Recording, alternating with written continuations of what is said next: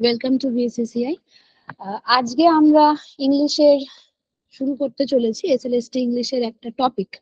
So before starting our today's topic, we all know that our entire syllabus of SLST including from class 9 to 12, এটা আমরা সবাই জানি, এখনো অবধি till now নতুন করে কোনো সিলেবাস allotted হয়নি, যে সিলেবাস ছিল সেই সিলেবাসটাতেই আছে। So at a glance we will just look, because we will not waste any more time. আমরা জাস্ট একটু সিলেবাসটা একটু দেখে নেব। আচ্ছা, before saying the syllabus we all know the pattern. Okay, সবাই আমরা জানি, বিকজ এতদিন ধরে আমাদের এসএকিউ ইংলিশের একটা বিশাল রোল প্লে করে গেছে, বিকজ এসএলএসটি ইংলিশের একটা রোল ছিল ইম্পর্টেন্ট, যেটা হচ্ছে এসএকিউ 2 মার্কসে তুমি কি করে লিখবে, সেটা আমাদের how we are able to right, সেটা সব থেকে ইম্পর্টেন্ট ছিল। বাট নাও যেহেতু pattern change, so we have to accustom with the new pattern of SLST English. এটা first and foremost, before I start my today's topic, let me first একদম মাথার মধ্যে input করে নাও যে pattern has already been changed, সেটা বলে দেওয়া হয়েছে MCQ pattern and net set based, তাই তো? তো সেই অনুযায়ী এমসিকিউ মানে সাবজেক্ট যেটা আমাদের এমসিকিউ হচ্ছে, সেটা কিন্তু খুব ভালো করে নজর রাখতে হবে। আচ্ছা, এবার আমাদের পিটি আর সাবজেক্টের যে প্রসেসটা আছে সেটা আমরা সবাই জানি। আমরা আজকে সাবজেক্ট নিয়ে আমরা একটা গ্লান্স পড়বো, কারণ আমাদের এসএলএসটি ইংলিশের, আমি আবার স্ক্রল করছি স্লাইডটা, কারণ আমি একদম চলে যাচ্ছি 9-10 এর আমাদের পোয়েট্রি সেকশনে। আচ্ছা, পোয়েট্রি সেকশনে আমাদের যা যা আছে আমাদের স্ক্রিনে সব আছে। So I am not repeating the sentences, we are all the students of English, because I don't want to repeat this lines, because আমি ক্লিয়ার যে সবাই তোমরা দেখতে পাচ্ছ। সো এটা আমাদের পোয়েট্রির একটা পার্ট, ইউনিট 1, এটা তোমরা সবাই জানো যারা এখন মোটামুটি সবাই প্র্যাকটিসে আছো। আচ্ছা, এবার এই from William Wordsworth to Walter de la Mare, এটা 9 to 10 এর সিলেবাসে এটা আমাদের অ্যালট করা আছে, তাই তো? তো এবার এরপর যেটা আছে সেটা হচ্ছে ড্রামা, মানে হচ্ছে তোমার অলিভার গোল্ডস্মিথের শয়ের, আর হচ্ছে তোমাদের আমাদের জাস্টিস, যেটা জন গ্লাসওয়ার্দি। সো এই ড্রামা গুলো কিন্তু ইচ এন্ড এভরিথিং আমাদের এমসিকিউ বেসড প্যাটার্নে পড়তে হচ্ছে, including the entire poets and authors, যারা যারা আছে তারা কোন সময়ের এজের, সবটা পড়তে হচ্ছে। পোয়েট্রিরও সেম, যেটা আমি আগের স্লাইডে যে দেখালাম, যেটা যে কজন আমাদের পোয়েটের আছে, অথার্স আছে, প্রত্যেকের কিন্তু এজ গুলো আমাদের পড়তে হচ্ছে। মানে আমাদের হিস্ট্রি অফ ইংলিশ লিটারেচার আমরা সবাই ইংলিশ অনার্সে পড়ে এসেছি, তো সেই যে ব্যাকগ্রাউন্ডটা, মানে কোন এজের পোয়েট বা কোন age we have to know, এবং the most important thing is that characteristic features of that age, কারণ রোমান্টিক এজ থেকে শুরু করে এলিজাবেথিয়ান এজ, যা যা আমাদের এজের যারা যারা পোয়েট আছে, আমরা প্রত্যেকটা ক্লাসে যেভাবে যখন পড়বো আমরা সেইভাবে অ্যানালিসিস করব। ওকে, আচ্ছা, নেক্সট যেটা টপিক সেটা হচ্ছে শর্ট স্টোরি অ্যান্ড এসে। জোসেফ কনরাড থেকে শুরু করে Somerset mom, O Henry, HE. বেটসের যে শর্ট স্টোরিজ গুলো আছে।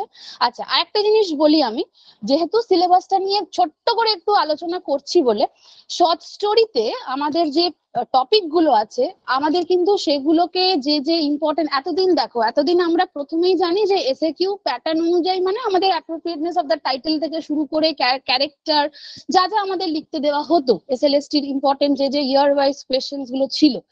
এবার যেহেতু এখন এই মুহূর্তে ওটা এমসিকিউ প্যাটার্ন হয়েছে, তার মানে I have to read the entire lines of that short story.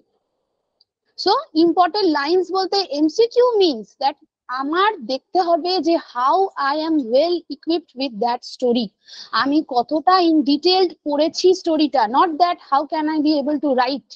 এই ডিফারেন্সিয়েশনটা কিন্তু অবশ্যই মাথায় রাখতে হবে।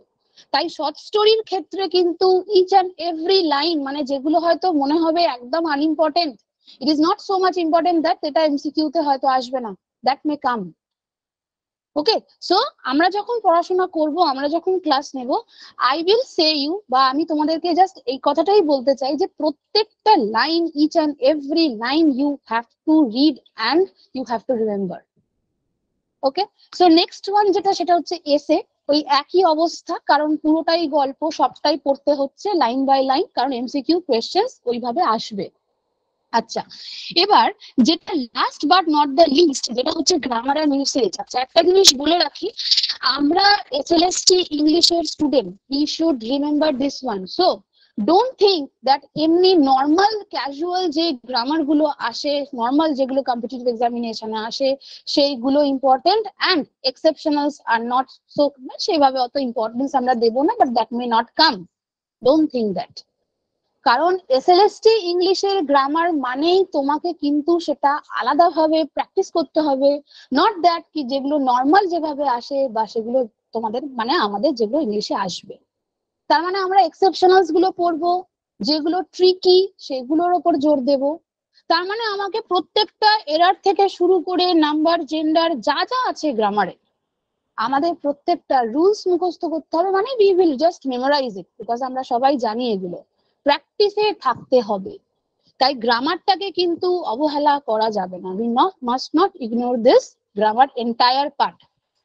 এই পার্টটা হচ্ছে 9-10 এর grammar.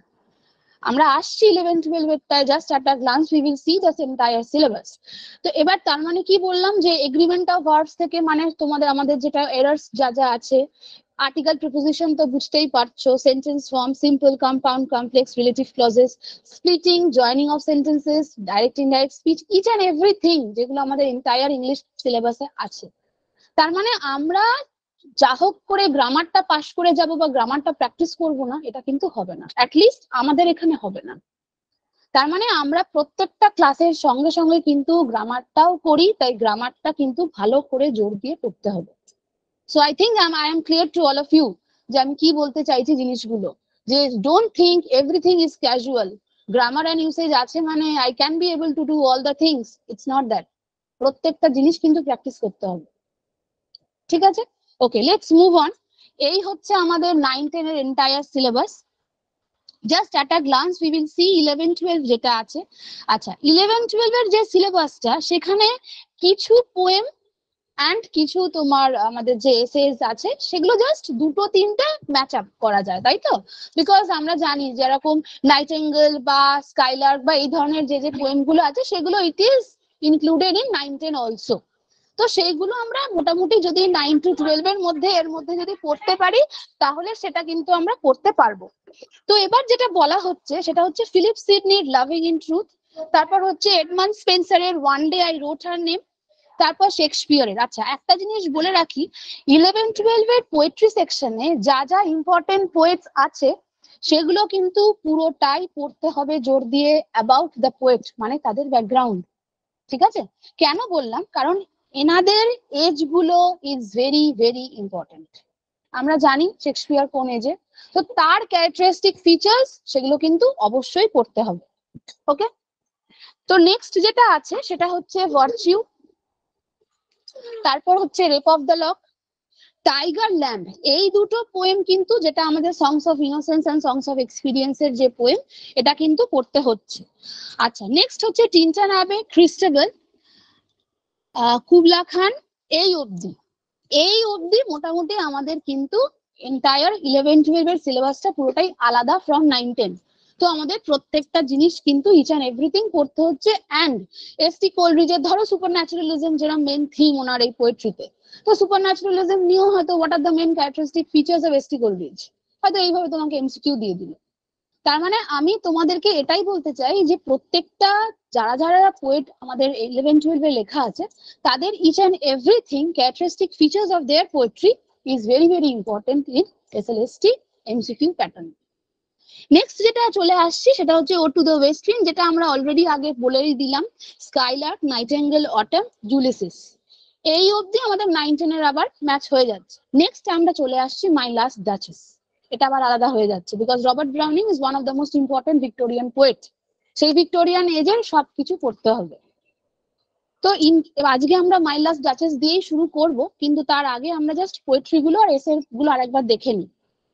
While Swans at School, Strange Meeting, এই অবধি WBES and Wilfred Owen। দেখেছো তো আমাদের সাইমালটেনিয়াস কনসিস্টেন্সিটা, মানে আমাদের এজ গুলো কিভাবে সাজানো, এটা কিন্তু খুব ইম্পর্টেন্ট। একদম last but not the least সেটা হচ্ছে মডার্ন এজ, যেটা হচ্ছে টি.এস. এলিয়ট। তো তার মানে আমাদের মডার্ন এজ থেকে একদম শেষ থেকে একদম প্রথম পুরো এজ গুলোর ক্যারেক্টারিস্টিক ফিচার্স জাস্ট ইম্পর্টেন্ট যেগুলো আছে, মানে প্রত্যেকটা ডিফারেন্সিয়েশন কোনটা এজ থেকে কোনটা, জাস্ট এইটুকু আমরা একটু জট ডাউন করে রাখবো। যাতে আমাদের সুবিধা হয়। So Hollow Man is the very important poem because এটা 11-12 এর একটা very important part যেটা টি.এস. এলিয়ট লিখে গেছেন। তো আশা করি এই পোয়েট্রি সিলেবাস নিয়ে সবাই আমরা জানি, তো আমরা এটাকে নিয়ে আর কিছু বলছি না, বিকজ আমরা যখন ক্লাস নেব বা ক্লাস করাবো তখন আমরা আরো ডিটেলসে বলবো। আচ্ছা, এবার শর্ট স্টোরিতে লাগুন তো অলরেডি আমাদের 9-10 এ ছিল, অ্যারাবিয়ান ফ্লাই এই দুটো এক্সট্রা, এই দুটোকে কিন্তু খুব ভালো করে শর্ট স্টোরি পড়তে হবে, যেটা হচ্ছে জেমস জয়েস। আমরা তাদের আগেও আমরা অনার্সে পড়ে এসেছি বা মাস্টার্সে পড়েছি, Katherine Mansfield the fly. So the very important thing is that you have to read the entire story, পুরো স্টোরিটা তোমাকে ভালো করে পড়তে হচ্ছে। ওকে, লেটস মুভ অন, যেটা হচ্ছে এসে। আচ্ছা, ড্রিম চিলড্রেন আমরা চার্লস ল্যাম্বের অলরেডি পড়ে এলাম 9-10 এ, বাট হঠাৎ করে আবার 11-12 এ সুপারঅ্যানিউটেড ম্যানটা দিয়ে দিয়েছে। তো তার মানে সুপারঅ্যানিউটেড ম্যানটাও আমাদের চার্লস ল্যাম্বের ডিটেইলড ক্যারেক্টারিস্টিক ফিচার্স যা যা উনি লিখে গেছেন সবটা পড়তে হচ্ছে, plus the chapter in detail. Next আছে অফ স্টাডিজ এন্ড ফ্রিডম। তো শয়ের তো আমরা আর্মস এন্ড দ্য ম্যান যখন পড়ছি তখন তো আমরা তার ক্যারেক্টারিস্টিক ফিচার্স, তিনি কোন সময়ের সবটা তো পড়ে নিচ্ছি, বাট স্টিল যখন আমরা ফ্রিডমটা পড়বো তখন ফ্রিডমের সেই সময়কার ব্যাকগ্রাউন্ড বা সেই সময় হিস্টোরিক্যাল ব্যাকগ্রাউন্ড কি কি ঘটনা ঘটেছে বা কিছু যখন আমরা ক্লাসে আলোচনা করব সেগুলো কিন্তু জেনে নিতে হবে। ওকে, সো ফ্রান্সিস বেকনের of studies is also very important, because of studies আমরা অনেকেই অনার্সে পড়ে এসেছি, এটাও কিন্তু খুব ভালো করে আমাদের ইম্পর্টেন্টলি পড়তে হচ্ছে। সো নেক্সট যেটা চলে আসছি সেটা হচ্ছে ড্রামা। আচ্ছা, ড্রামাতে একটা জিনিস খুব ভালো করে বলে রাখি, যেটা হচ্ছে যেহেতু শেক্সপিয়ার কে দেওয়া হয়েছে মানে Macbeth, so you should know, because আমরা ম্যাকবেথকে আমরা সবাই জানি, Macbeth is the very important and vast drama, সেটা আমরা সবার পরিচিত।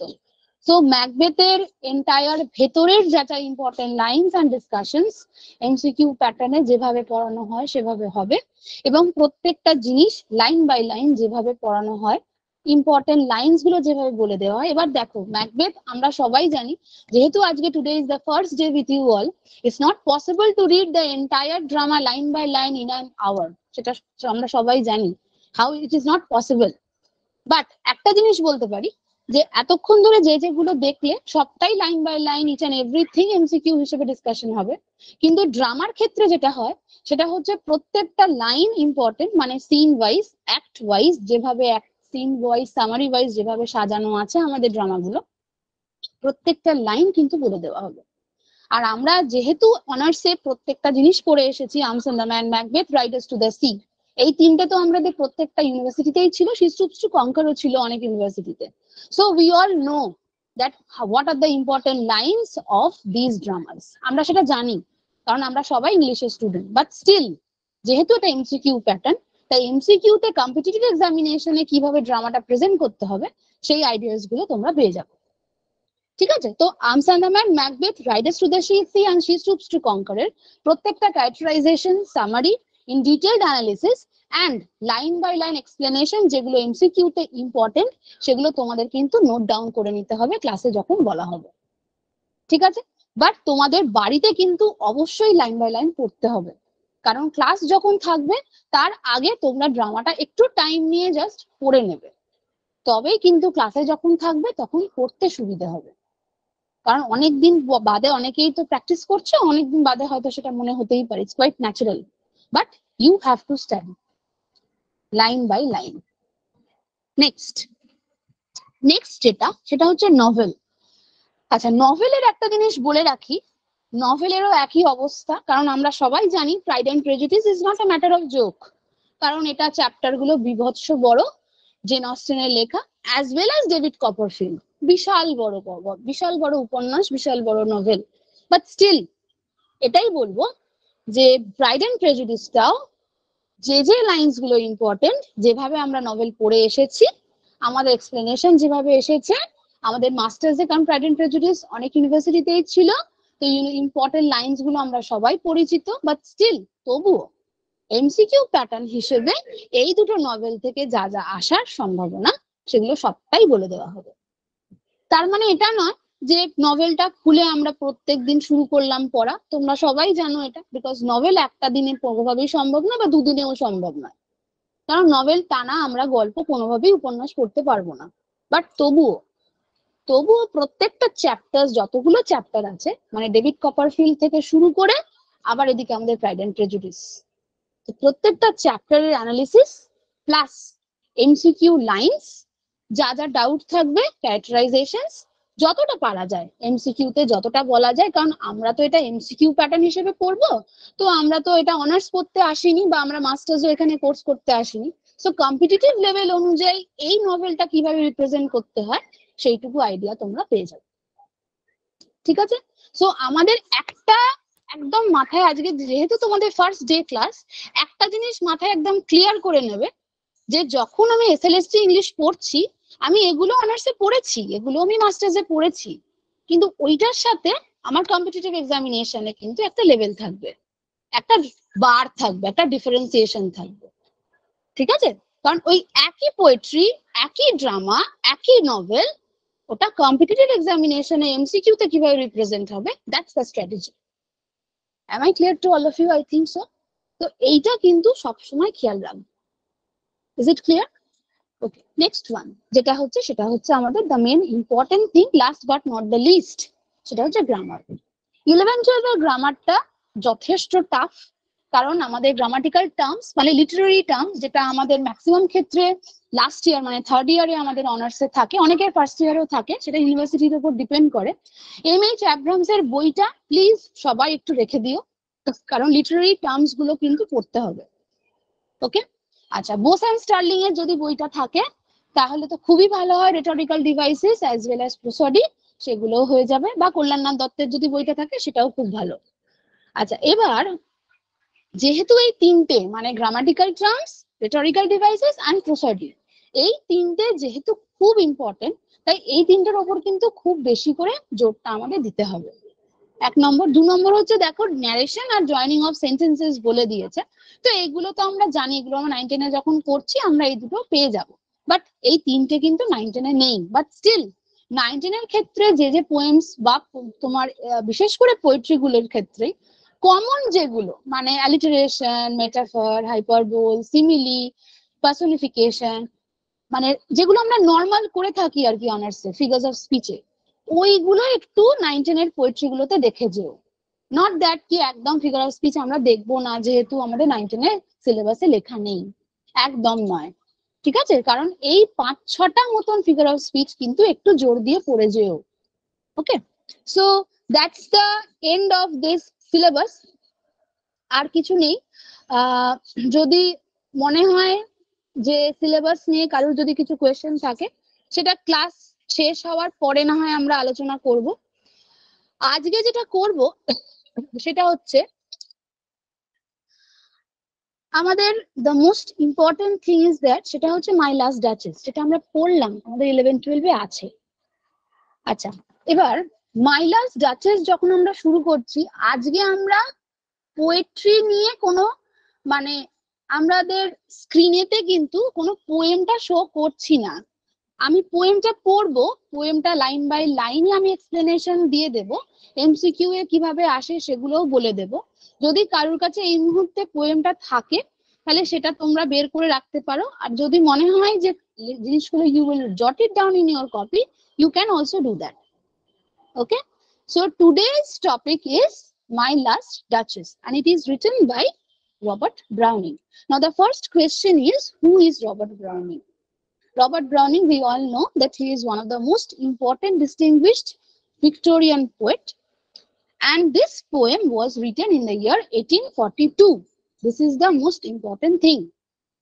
আচ্ছা, আরেকটা জিনিস যেটা মোস্ট ইম্পর্টেন্ট সেটা হচ্ছে মাই লাস্ট ডাচেস যখন আমরা পড়ছি, যেহেতু ভিক্টোরিয়ান এজটা একটু পড়তে হচ্ছে, মানে ভিক্টোরিয়ান এজের সেই সময় what was the condition of the present society, because it was a patriarchal society, তাই তো? বিকজ ওই সময়ের condition of women was not at all good.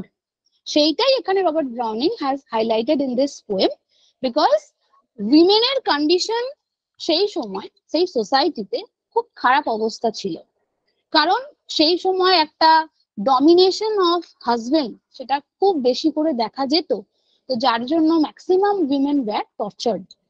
তো এটা একটা খুব vital important point of this poem.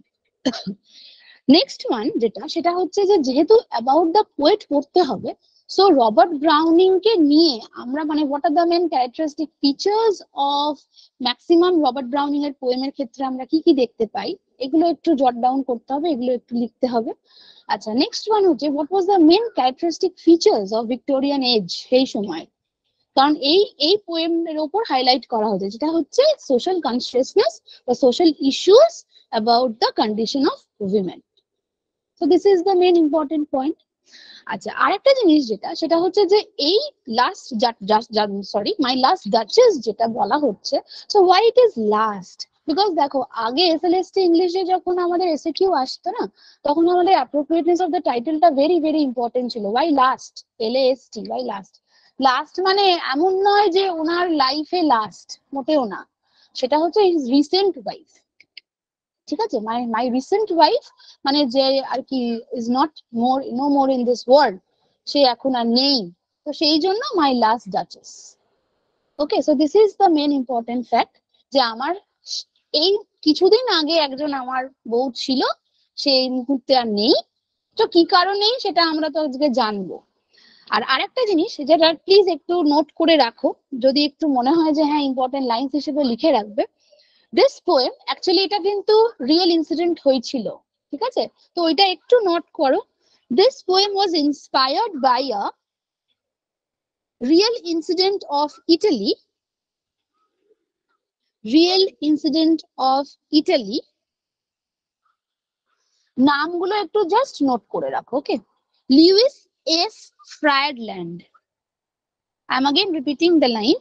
The poem was inspired by a real incident of Italy. Lewis S. Friedland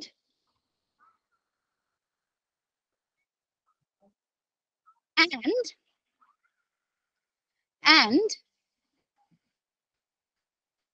his last duchess was Friedland spelling টা হচ্ছে FRIEDLAND, and his last duchess was Lucrezia Medici, LUCREZIA, LUCREZIA, Lucrezia Medici, MEDICI. Okay, just এই দুটো একটু line লিখে রাখো। আর একটা line লিখে রাখো, the poem was published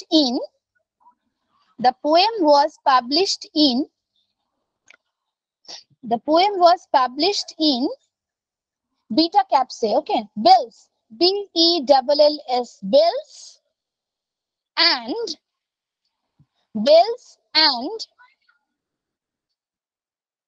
pomegranates, POMEGRANATES, pomegranates, 3, Roman number 3, okay, bells and pomegranates, 3, under dramatic lyrics,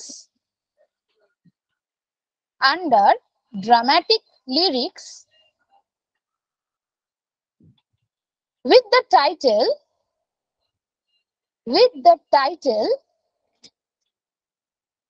within quotation Italy, ITALY, Italy, unquote, মানে inverted comma close, in 1842,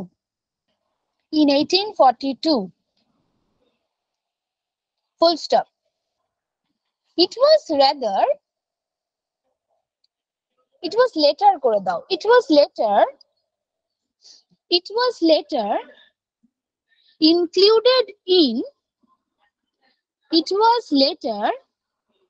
included in dramatic romances. It was later included in dramatic romances in 1868. In 1868. In 1868. Okay, just এই দুটো line একটু লিখে রাখো।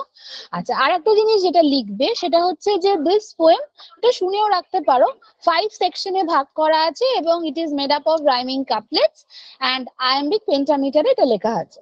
ওকে, এই দুটো important line, একটা iambic pentameter, এগুলো just important for your MCQ, because এইভাবে তো এসএলএসটি তে আসতো না, তো এখন আমাদের ডিটেইলড অ্যানালিসিস করে এইভাবে পোয়েম গুলোকে পড়তে হচ্ছে। তো আশা করি বুঝতে পারছো যে এসএলএসটি ইংলিশে এমসিকিউ প্যাটার্নটা বিশেষ করে আমাদের ইংলিশের জন্য ইটস কোয়াইট টাফ, বিকজ একটা পোয়েমকে এইভাবে আমরা তো রিপ্রেজেন্ট করিনি আজ অব্দি, আমরা তো এইভাবে পড়িনি। তো এমসিকিউ তে পড়তে হলে কিন্তু এইভাবে পড়তে হবে। আচ্ছা, আরেকটা জিনিস যেটা বলবো সেটা হচ্ছে এখানে থিমটা, মানে আমাদের আরেকটা জিনিস বলে রাখি, যখনই পোয়েমটা পড়বে, যে কোনো পোয়েম পড়বে, যেহেতু এখন এমসিকিউ প্যাটার্ন, থিম, সিম্বল, এগুলোর ওপর কিন্তু একটু বেশি করে জোর দেবে। তাই আমার এখানে মাই লাস্ট ডাচেসের যদি থিম বলতে চাও, তাহলে সেটা হচ্ছে অবশ্যই জেলেসি, তাই তো? খুব সাংঘাতিক একটা হিংসাত্মক দৃষ্টিতে যে হাজবেন্ড, ওই যে রিয়েল নামগুলো আছে না, রিয়েল নামটা, রিয়েল ইনসিডেন্টের উপরে ওইটা একটু কাইন্ডলি বলবেন আরেকবার। আচ্ছা আচ্ছা আচ্ছা, বলছি তাহলে, ওটা তাহলে একবার জট ডাউন করে নাও, তারপর পরে বলছি। The poem was inspired by a real incident of Italy, full stop. নামগুলো একটু জেনে নাও। Louis S Friedland, Louis S Friedland. Ma'am spelling গুলো একটু বলবেন। আচ্ছা, LOUIS। আচ্ছা, তাহলে এটা পুরোটাই তোমরা লিখে নাও, LOUIS, লুইস, তারপর এস ক্যাপিটালে S, dot, Friedland, FRIEDLAND, Louis S ফ্রায়ারল্যান্ড,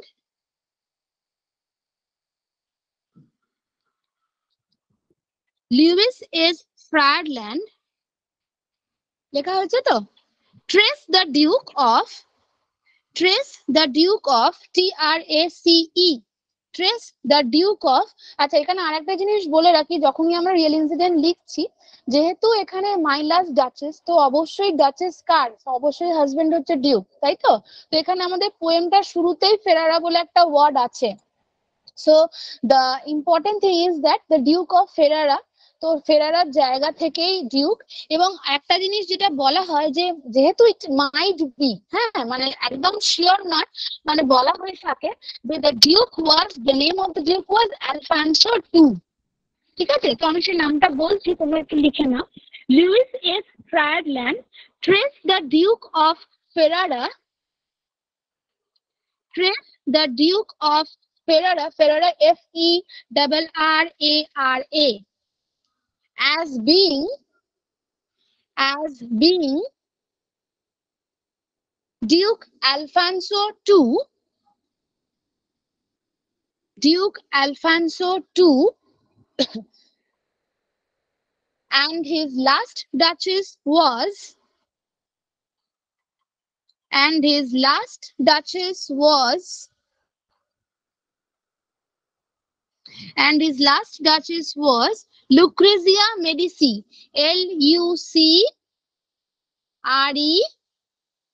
LUCREZIA, Lucrezia Medici, MEDICI। ঠিক আছে, লিখেছো সবাই? যারা যারা নোট করতে চাইছো একটু প্লিজ এগুলো লিখে নাও। তো লুক্রেসিয়া মেডিসি হচ্ছে সেই ডাচেসের নাম। আচ্ছা, আর একটা জিনিস যেটা, সেটা হচ্ছে যে থিমটা একটু জাস্ট লিখে রাখো। জেলাসি তো অবশ্যই, harsh reality of a, harsh reality, HARSH, harsh reality of a controlling marriage and a dominating husband. Harsh reality of a controlling marriage and a dominating husband. Okay? আচ্ছা, আর একটা জিনিস যেটা, সেটা হচ্ছে এখানে আমরা যখন পোয়েমটা পড়তে শুরু করব, তখন আমরা লাইন বাই লাইন যে যে ইম্পর্টেন্ট যেগুলো এমসিকিউ আসতে পারে সেগুলো আমরা আলোচনাতে এবার চলে আসি। সো এবার চলো পোয়েমটা আমরা পড়তে শুরু করব। আচ্ছা, তাহলে আমরা পোয়েমের ইয়ারটা জেনে নিলাম 1842 তে। আচ্ছা, আর একটা জিনিস যেটা জানলাম সেটা হচ্ছে বেলস অ্যান্ড পোমগ্রানেটস এর ওটা পাবলিশ করা হয়েছিল আর উইথ দ্য টাইটেল ইটালি। এগুলো কিন্তু এমসিকিউর জন্য ভেরি ইম্পর্টেন্ট। নেক্সট ওয়ান হচ্ছে ডিউক অফ ফেরারা। আচ্ছা, ফেরারাটা কোথায়, এটাও আবার এমসিকিউ তে আসার সম্ভাবনা থেকে যায়, এটাও একটু লিখে নাও। ফেরারা ইজ আ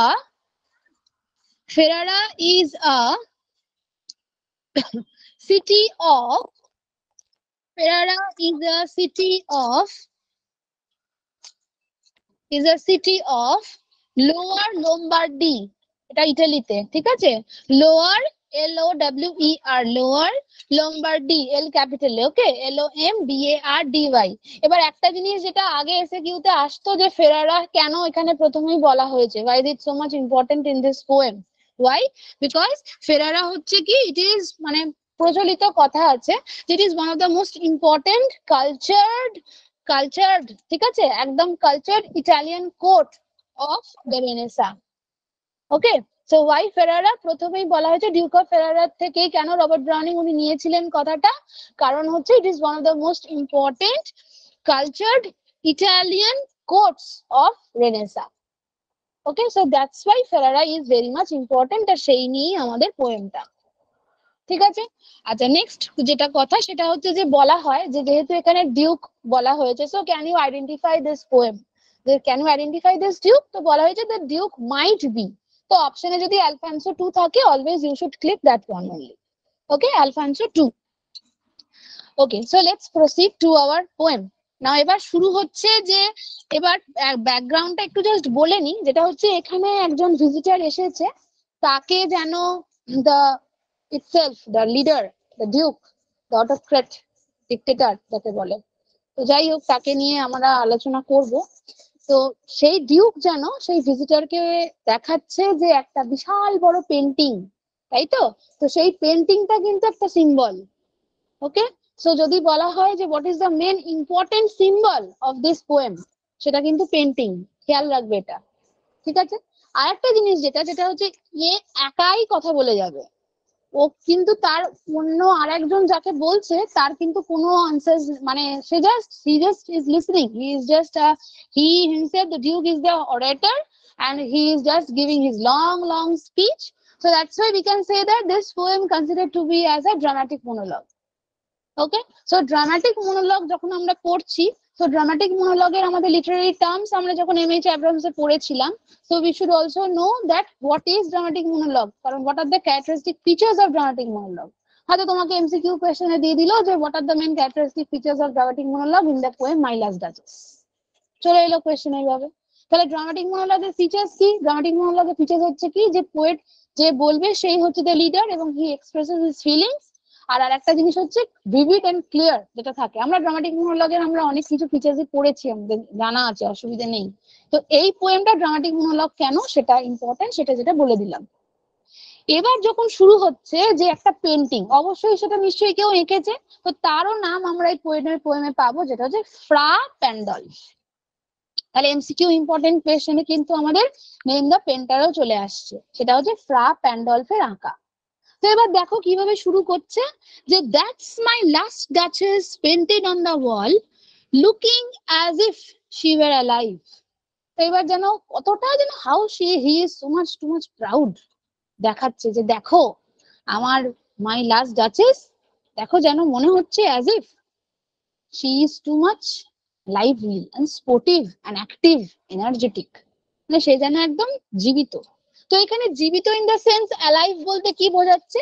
অ্যালাইভ বলতে যে এতটা সুন্দর আঁকা, এবং সেই অ্যালাইভ মানে এতটাই কি বলবো, তার প্রিটিনেস, তার এত সৌন্দর্য, তার যে এত চার্ম, এত মানে এতটাই সে বিউটিফুল, সেটা কিন্তু এক্সপোজ হচ্ছে। তো সেই জন্য বলছে দেখো looking as if she were alive, she is no more in this world. এটা কিন্তু আমাদের প্রথমেই ক্লিয়ার করে নিতে হবে। তো যার জন্য কিন্তু এটা জাস্ট একটা উল্টো হয়ে বললো যেন দেখো মনে হচ্ছে যেন বেঁচে রয়েছে। I call that piece a wonder now. So why this Duke is regarding this painting to be as a wonder? Because It is such a beautiful thing. The picture is so much lively এবং এটাই বোঝাচ্ছে যে একটা বিশাল রকমের high graded quality একটা painting যেন একজন এঁকেছে। তো কার কথা বলা হচ্ছে? Fra Pandol's hands worked busily a day and there she stands. So কার কথা বলা হচ্ছে? ফ্রা প্যান্ডলফের হাতের জাদু। সে সারাদিন ধরে এঁকেছে, আঁকার পর সে দেখো অ্যাজ ইফ এখানে দাঁড়িয়ে রয়েছে। তাহলে এখানে আমার প্রথমেই তাহলে এই 4টে লাইনে এমসিকিউ কিন্তু চলে এলো। কি কি এলো? 1 নম্বর হচ্ছে as if she were alive. কেন অ্যালাইভ? কিসের জন্য বলা হয়েছে 1 নম্বর? 2 নম্বর হচ্ছে প্রত্যেকটা মানে টুকরো টুকরো যেভাবে এমসিকিউ হতে পারে এইভাবে পড়বে। ফ্রা প্যান্ডলফের নামটাও চলে এলো, তার মানে আমাদের মুখস্থ করতে হচ্ছে খুব ভালো করে পোয়েমগুলো। Next one, will not please you sit and look at her. So at the first stanza, this duke is requesting the visitor to sit there and look the beauty of this lady, of this duchess. তাকে বসতে বলা হচ্ছে, আর লাস্টের দিকে আমরা দেখবো যে তাকে উঠে যেতে বলবে, যে চলে যাও মানে এবার অনেক আমার কাজ আছে, because I am there to go marry another woman, I am ready to do that. সেটাও আমরা লাস্ট স্ট্যান্জাতে গিয়ে দেখবো। So how much violent he is, such a hypocritical person he is. So এইবার দেখছি যে বলছে যে তুমি এখানে বসো, বসে জাস্ট দেখো যে how beautiful this lady is. I said, আমি বললাম, Fra Pandolf by design for never read strangers like you that pictured countenance. তার মানে কি বলছে? যে জানো তো একটা জিনিস is very much clear, Fra Pandolf এত সুন্দর এঁকেছে, এত সুন্দর ডিজাইন করেছে, but strangers like you all, তার মানে কি বোঝাচ্ছে? যে তোমাদের মতন, মানে ভিজিটরকে ইন্ডিকেট করে বলছে যে like you all, you are not able to indulge in that painting and you can't express and you can't understand how much feelings and how much passionate that painting is. You can't understand.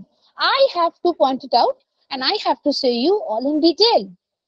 যে প্রত্যেকটা জিনিস যেন তোমাদের বলতে হবে আমাকে যে কতটা ভালো, তোমরা নিজেরা করতে পারছো না। The depth and passion of its earnest glance, but to myself, এখানে myself হয়ে গেছে, কিন্তু myself হচ্ছে এখানে রিফ্লেক্সিভ প্রোনাউন, ঠিক আছে? তো এইবার দেখা যাচ্ছে কি বলছে দেখো, they turned, since none puts by the curtain I have drawn for you but I. তো এইবার বলতে চাইছে যে আমি বারে বারে যেন প্রত্যেকের কাছে, তার মানে কি he is too much proud, আমি বারে বারে বলছি, আমি তোমাদেরকে যেন দেখাচ্ছি যে how much she is beautiful. তার মানে তোমরা কিন্তু নোটিস করছো না in that painting that how passionate and how charm that lady is. Okay, so এইটাই কিন্তু এই ডিউকের একটা মোস্ট ক্যারেক্টারিস্টিক ফিচার, যে এটাই বলতে চাইছে যে তার যে একটা আর্নেস্ট একটা ফিলিং, সেটা কিন্তু the duke only can understand and no one.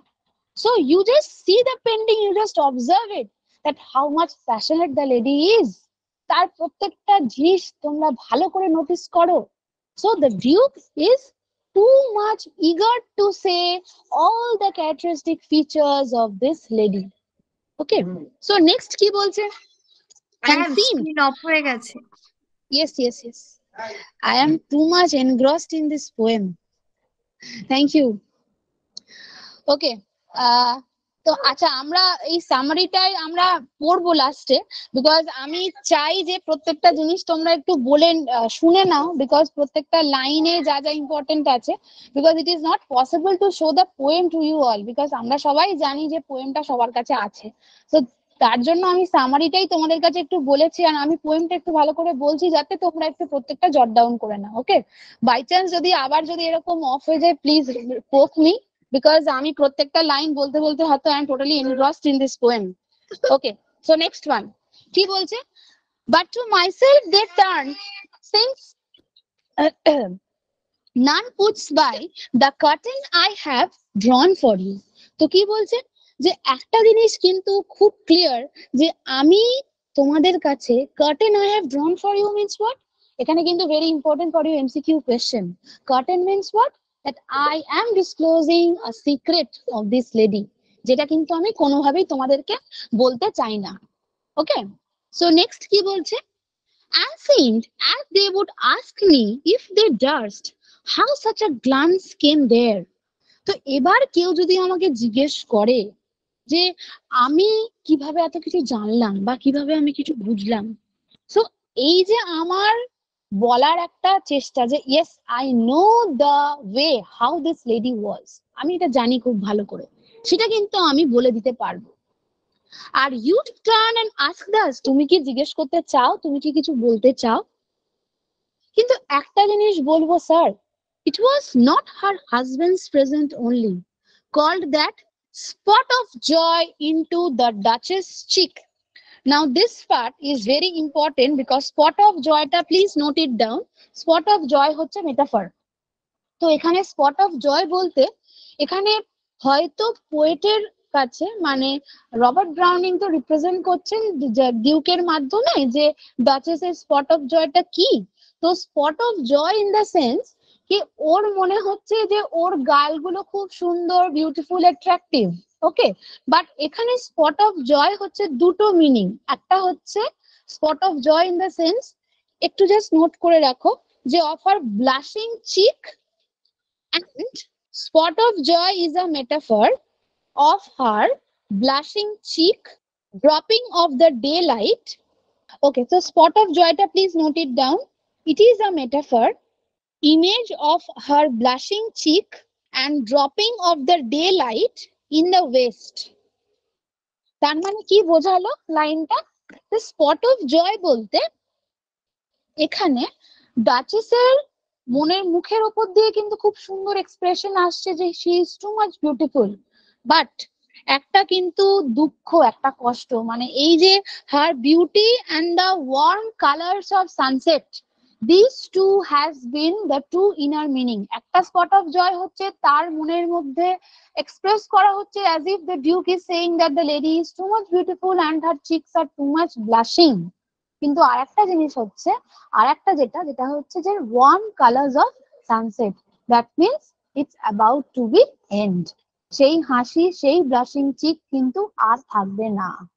সেটাই কিন্তু ডিউকের বারে বারে একটা কথাই বলার, whatever now she is smiling, her smile should be stopped because he does not want that his duchess will smile always.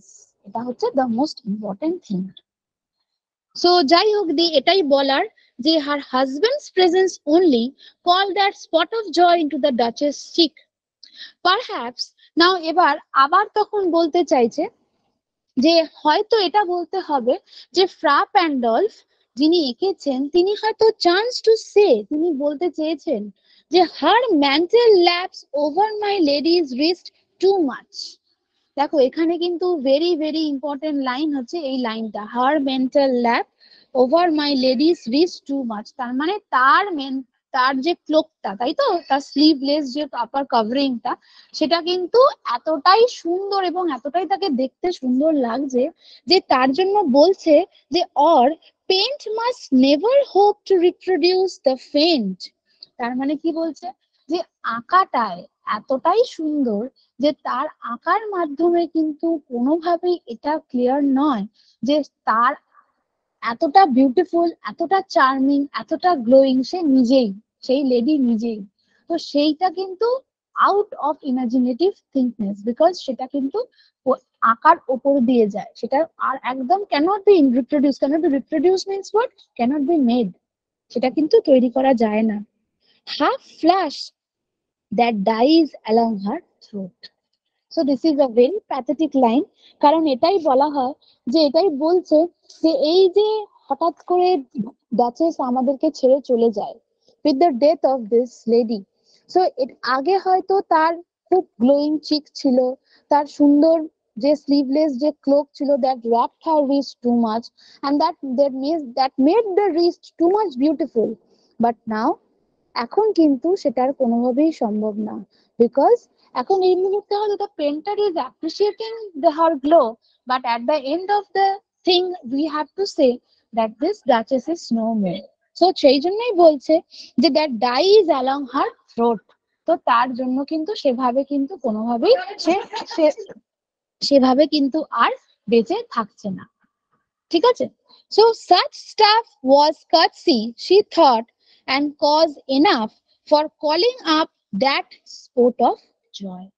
So this is the main another important thing, that such stuff মানে এখন বলছে কি যে এত কিছু জিনিস যেগুলো আমরা ভাবছিলাম বা যেগুলো আমরা মনে করছিলাম যে হ্যাঁ এগুলো হচ্ছে কি ওয়ার্ডস অফ কার্টসি, মানে ওয়ার্ডস অফ কমপ্লিমেন্ট।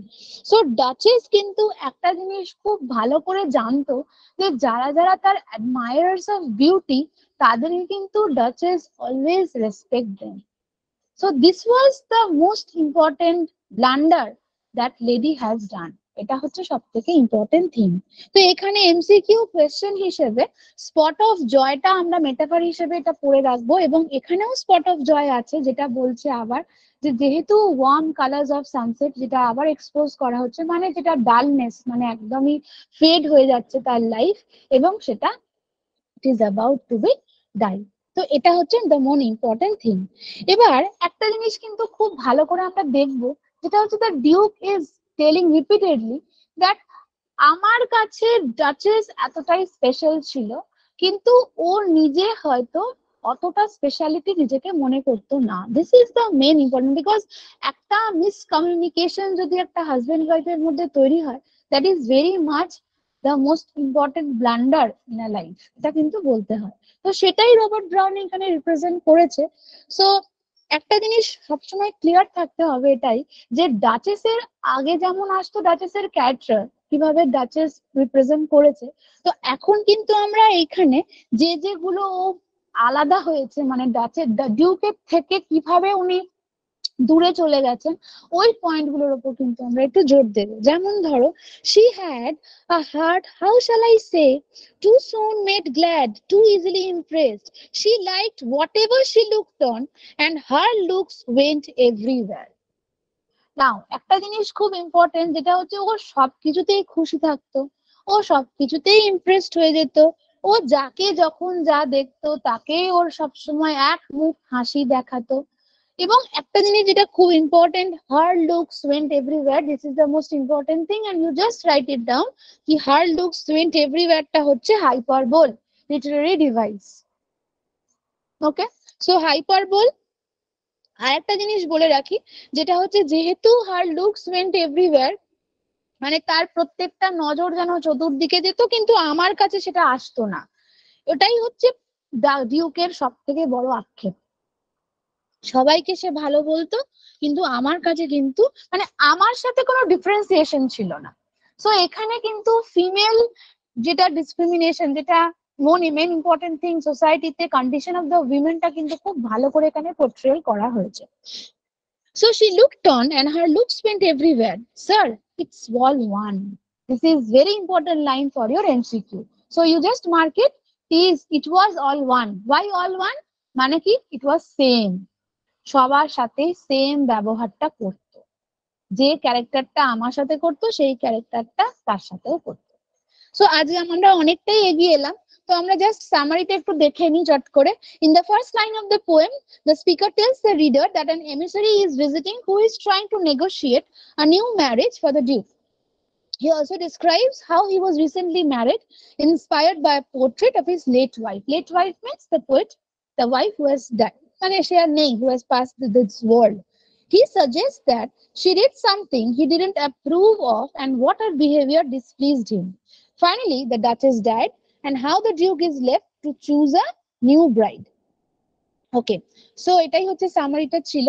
আমরা যেহেতু স্ট্রাকচার এন্ড ফর্মটা বললাম অলরেডি, আগেই আমরা বলে নিয়েছি, জাস্ট একটু পিপিটিটা একটু দেখে নাও যে Robert Browning, it is a dramatic monologue written in 5 sections and made up of rhyming couplets written in iambic pentameter. এগুলো প্লিজ একটু নোট করে রেখো, because this is very important for your MCQ questions.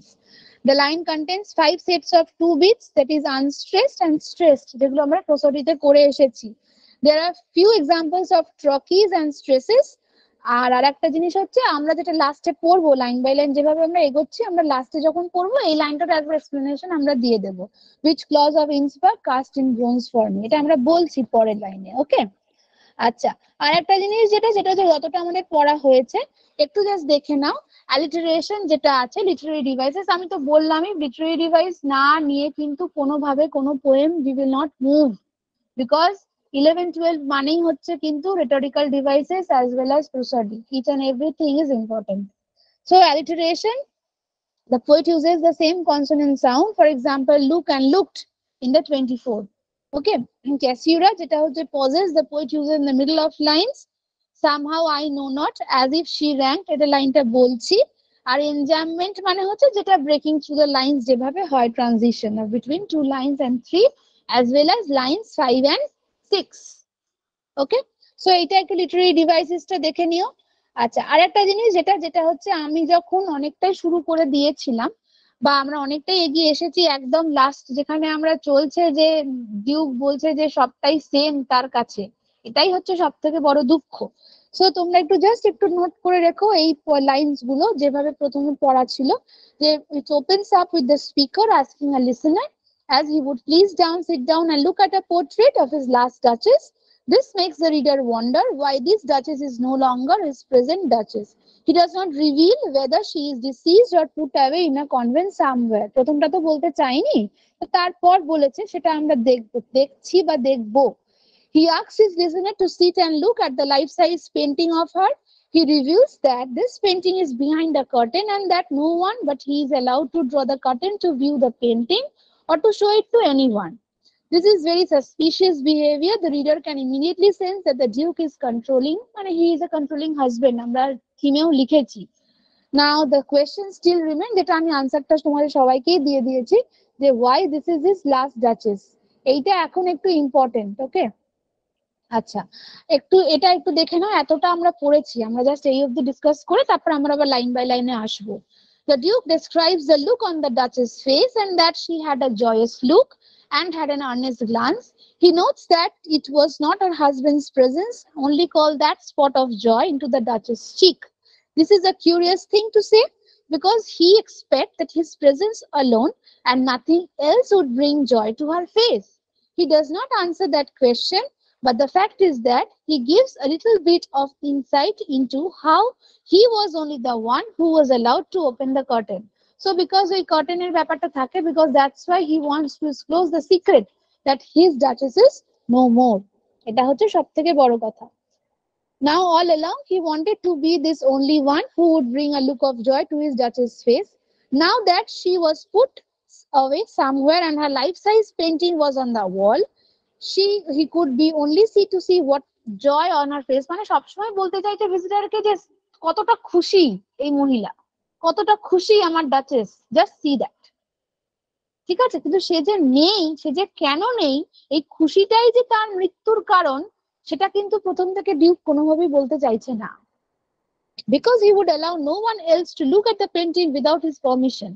Suddenly our speaker seems somewhat psychotic. অবশ্যই এটা তো psychotic তো বোঝাই যাচ্ছে। আচ্ছা, in this section the Duke seems to be remembering his former duchess and all that bothered him about her.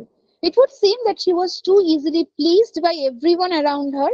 The Duke was not happy with this because he does not like that if someone like Fra Pandolf were to tell her that her shawl covers her wrist too much, she would blush. তো বুঝতেই পারছো যে Duke কতটা নিজে possessive, যে তার ডাচেসকে কেউ কিছু বলতে পারবে না, যার জন্য ডাচেসকে সে মেরেই ফেললো, হি মার্ডার্ড। তো ফ্রা প্যান্ডলফ তো অবশ্যই, তার তো আমরা পড়লামই, কোন লাইনটা পড়লাম, তাহলে এবার যদি এমসিকিউ কোয়েশ্চেনে আসে যে ফ্রা প্যান্ডলফের কোন লাইনে বোঝা গেছে যে সে এক্সপ্লেন করেছে যে লেডিজ বিউটিটা খুব সুন্দর বা তার সৌন্দর্যটা খুব ভালো, যেটা হচ্ছে ম্যান্টেল ল্যাপসের ওই লাইনটা, যেটা বললাম নোট করে রাখো। ঠিক আছে, তো এইভাবে কিন্তু পড়তে হচ্ছে আমাদেরকে। তো যাই হোক, আমরা তো বললাম যে sir it was all one, সবই এক ছিল, আলাদা করে কোনোভাবে ছিল না। আর সো আমরা লাইন এক্সপ্লেনেশন আবার চলে আসি, তারপর আমরা আবার স্ক্রিনের যেগুলো আছে সেগুলো পড়বো। ওকে, সো কি বলছে? My favor at her breast, the dropping of the daylight in the west, the boughs of cherries some officious fool broke in the orchard for her, the white mule she rode with round the terrace, all and each would draw from her alike the approving speech. Very, very important line for your MCQ.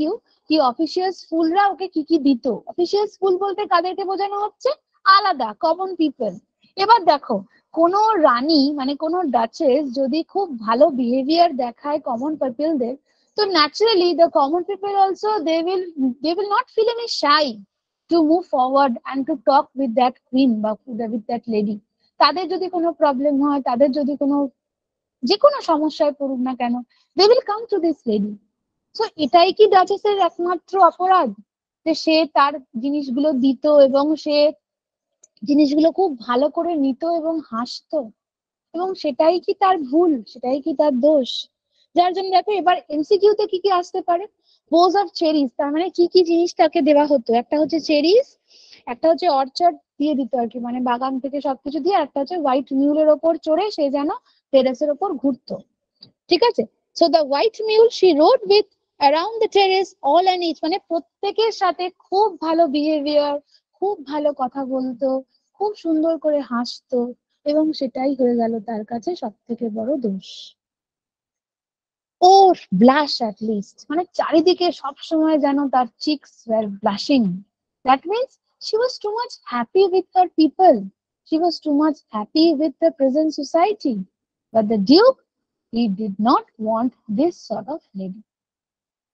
Okay, next, she thanked men, good, but thanked somehow, I know not how, as if she ranked my gift of a 900 years old name with anybody's gift. Now this is the very important line, কারণ 900 years old, এটা very important line for your MCQ, কি 900 বছরের একটা প্রতিপত্তিশালী, একটা সম্মানিত একটা নাম, একটা সম্মানজনক একটা জায়গা যেখানের আধিপত্য বিশাল, সেই জায়গার রানী হয়ে সে কি করে, how can she show such kind of below graded dignity status to the king?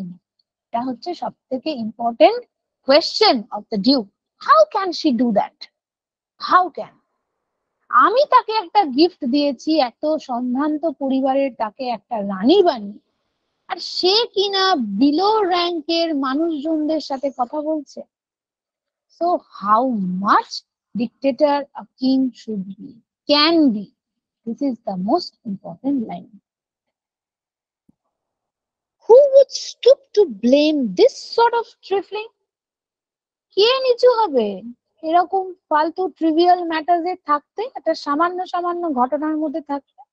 I will not stoop, I will not teach her, because I am the Duke of Italy. How can I teach that lady if she does not know the quality of that kingdom? যে ওই রাজার রানী যখন সে অবশ্যই কিন্তু তাকে তো সেইভাবে থাকতে হচ্ছে। So this is the very important line for your MCQ part. Okay, next. Even had you skill in speech to make your will quite clear to such an one and say, just this or that in you disgusts me, here you miss or there exceed the mark. তো সাংঘাতিক রকমের রেগে গিয়ে তখন রাজা বলবে যে আমি এতটা কথা বলতে পারি না, I do not know the art of speaking, but this lady, she is too much eager to talk with all the people, where I am not so much special in her life. এটা হচ্ছে সব থেকে বড় কথা, and that disturbs me and that irritates me. How can she do this by going degrading herself and talk with the common people? And if she herself be listened so, not plainly set, তাকে তো শিক্ষাও দেওয়া যায় না, because I am not so much bound to give lesson to this lady. আমার পক্ষে সম্ভব নয় বই পড়া, আমার পক্ষে ওকে শিক্ষা দেওয়া সম্ভব নয়। Not plainly set, her wits to yours forsooth and made excuse, even then would be some stooping. এবার যদি আমি ওকে শেখাইও, এবার যদি আমি ওকে কিছু বলিও, বাট আমারও তো একটা নিজের ডিগনিটি আছে, আমি কি সেটা করতে পারি? And never to stoop. No, I will not stoop. আমি বেন্ড হব না, আমি ওকে শেখাবো। ওর যদি কিছু না থাকে, ওর যদি নিজস্ব কোনো বুদ্ধি না থাকে, নিজস্ব কোনো নলেজ না থাকে, I'll not do that. Oh, sir.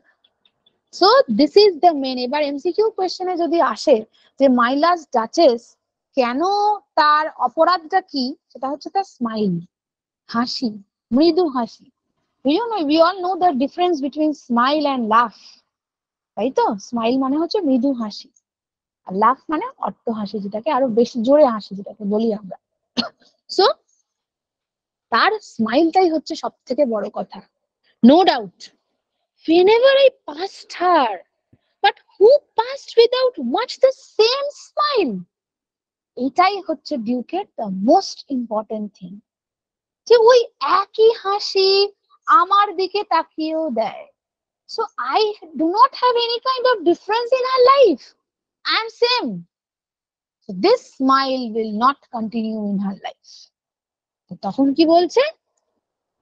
This grew. এটা আস্তে আস্তে বাড়তে থাকে। I gave commands. আমি অর্ডার দিলাম, আমি বললাম। কি বললাম? Very important question for your MCQ. কি লাইনটা? That all smiles stop together. So you just underline it, কারণ I grew commands এর আমাদের SLST SAQ তে very important একটা লাইন ছিল।